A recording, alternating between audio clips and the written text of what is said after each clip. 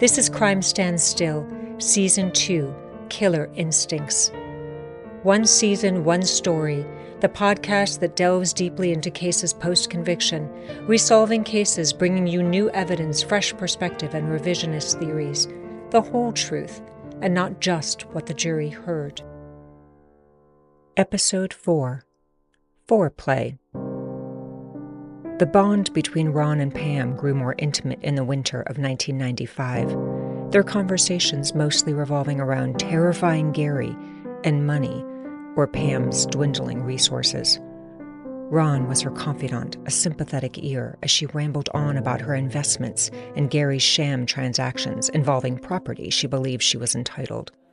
She obsessed about all of this over many meals in fancy restaurants in Aspen. My mind doesn't work so well. I think I'm fucked up. I'm usually stressed out, worried about cash flow, need to leave my money invested. Can't be draining it. But you don't make any income. That fact didn't seem to matter. Ron enjoyed giving her advice, considered himself somewhat of a fixer, and good with lawyers. And by January 1996, he had devised carefully thought-out plans and strategies to simplify her mounting cash flow problem. Lower expenses, get on a budget, and string out your bills. He'd also agitated for months how to get rid of Gary, Pam's 800-pound monster, as best as possible under the law, of course. But when Pam seemed non-responsive and even dismissive toward him, Ron became incensed. It's not an ego problem. I just hate to lose anything I'm involved in. I hate waste. For Pam, utility had its limits. She compartmentalized Ron. He was an ear and one of her many lovers. That was it. But Pam was so much more for Ron. And the fact that she never offered to pay for his services really pissed him off, so much so that one day at another one of their expensive lunches, he slipped her a bill for $3,500. Is this about the guy you saw me with the other night? In the next breath, she offered him 5% in her company, Star Babies. How about majority interest? In truth, the mail-order company which Gary had purchased during their marriage only yielded a couple $100 a week. When Ron persisted, Pam tried a different approach. She invited him to her duplex for a romantic dinner that lasted hours. Am I ever going to get paid? Pam had more pressing problems than worrying about placating Ron. In the spring of 1996, a Pima County judge issued a damning ruling that characterized Pam as Gary's tormentor. According to the judge, Gary was now penniless as a result of Pam's contemptuous behavior. Meanwhile, Gary continued to play golf and purchase lavish gifts for his girlfriends, and Pam suspected Gary had hidden assets and money that belonged to her. Ron offered to help. Kill two birds with one stone. 1 month later, in April 1996, Ron emptied Pam's bank accounts. Turns out she was one of 3 victims Ron had defrauded for $300,000 each. Livid by his betrayal, Pam reported him to the Aspen Police Department. But when Detective James Crowley attempted to follow up with her, Pam claimed she was too busy. Said he should just drop the whole case. It was an accounting error. Intrigued by Pam's sudden disinterest, Crowley paid Ron a visit at his Snow Bunny Lane address and found the place abandoned. Several large trash bags containing Social Security numbers, bank account information, and other sensitive data was piled like compost in Ron's front yard. The scene was suspicious enough for Crowley to obtain a search warrant. And once inside Ron's antiseptic-looking place, Crowley seized his computer. Forensic analysts would discover years later a folder titled All Before D-Day. Meanwhile, that same month, Pam agreed to meet Ron for dinner at the exclusive Caribou Club. They ordered vintage wine and rack of lamb, and Ron paid with a dead man's credit card. What exactly they discussed, no one would ever know for sure, but detectives later found a list they'd written on that included, among other things, a sawed-off shotgun, and a tube of toothpaste, and they were pretty sure Ron had no intention of brushing his teeth. What happened later that night was even stranger. A message from Pam to Ron left on his answering machine. I love you and want to go ahead with the thing we talked about. But Ron would never get her message. He'd fled after wiring several $1,000s of Pam's money to his bank account in Florida. He fantasized about reinventing himself. Who would he be this time? He wrote to his mother, pretending to be a good traveler, having a grand adventure, jotting down his impressions in a diary he saved in computer files he titled Great Britain, Scandinavia, East Germany.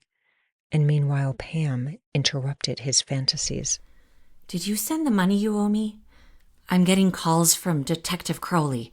I think the apparent connection between us is best kept at a minimum. I don't want to appear as too much of a helper, though you know I am.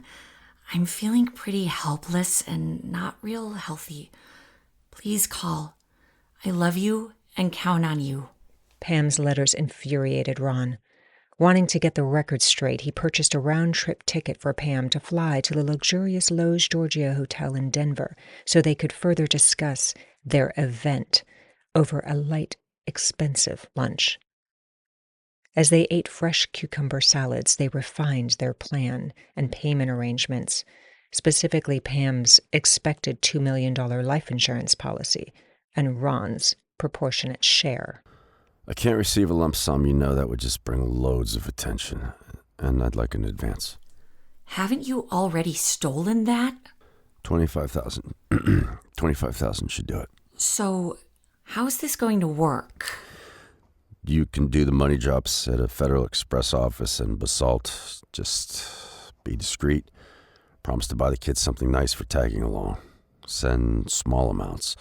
$2,000 each time, cash. There are 5 drop boxes in Basalt. 2 or 3 different trucks with different drivers who pick up at each box. Use a different box each time. Send the money as Richard Perez to Richard Perez. The same person? Different zip codes. Who's Richard Perez? A former client. Won't he? He's dead. Murder required meticulous planning. And since Ron had never been to Tucson, he set out short reconnaissance missions to familiarize himself with the Westin La Paloma Country Club and, of course, his target, Gary. On May 29, 1996, he flew into Phoenix so he would be less conspicuous and drove the 100 miles to Tucson in a rental van. He carried a Texas driver's license and used a fictitious name. He stayed at a hotel near Gary's home.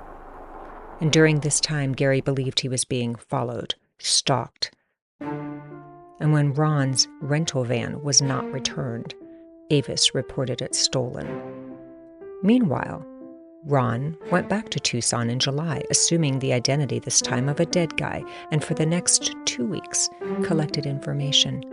Names, addresses for Gary's contacts, license plates, girlfriends, habits, golf tee times, moving uninhibited because no one was looking for him yet. Gary was definitely a target. He suspected he was being followed, told people he was being followed by an individual that was driving a green Jeep-type SUV. When Ron had done enough surveillance, he drove to Yorba Linda, California to visit his folks one last time before he officially disappeared. He figured their upscale neighborhood was a good place to dump the rental van. Days later, in August 1996, Crowley issued a warrant for Ron's arrest with respect to the 2 other fraud victims, but Ron was in the wind. Until October 1996, a few weeks before Gary's murder, Yorba Linda police responded to a citizen's complaint. The unlocked van. Inside, they found a license plate matching the stolen one from Aspen and contacted Detective Crowley. I flew out to California to search the van. In plain view, I found a modified shotgun inside a plush velvet case, several scattered empty hollow point bullet shells, a taser stun gun, and an air pistol. Typically, fraudsters are not violent, but this one was armed. and he was either stupid or brazen for leaving everything so exposed, like he wanted to be found.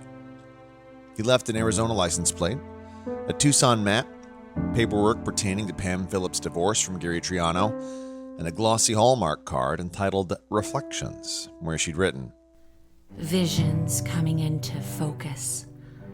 Dare to dream, for in dreams lies the foundation for happiness. Her name was familiar, and I started to wonder if she was his initial fraud victim. The paperwork, lists, and receipts for flights Ron had purchased for Pam only proved Pam's lawyer likely lied to Crowley about her lack of romantic entanglements. It did not explain Ron's connection to Yorba Linda, or to Pam's ex-husband, or what any of this had to do with fraud. But after I saw the news about the Tucson bombing and learned the victim was Gary Triano, I started to connect the dots. This was the second time Ron had baited law enforcement and left behind a treasure trove of evidence. Thanks so much for listening. Be sure to hit that subscribe button so you never miss an episode of Crime Stands Still. And remember to download and listen for free on all your favorite streaming platforms, Spotify, Apple, or Amazon Podcasts, or wherever you get your true crime fix. And if you enjoyed what you heard, please leave a review. Your feedback helps to keep the stories coming and lets others know where to find their next obsession. And if you'd like to learn more about this case, you can check out my book, A Socialite Scorned, available on Amazon and at kerriedroban.com. Until next time, stay safe, stay curious, and stay out of the shadows.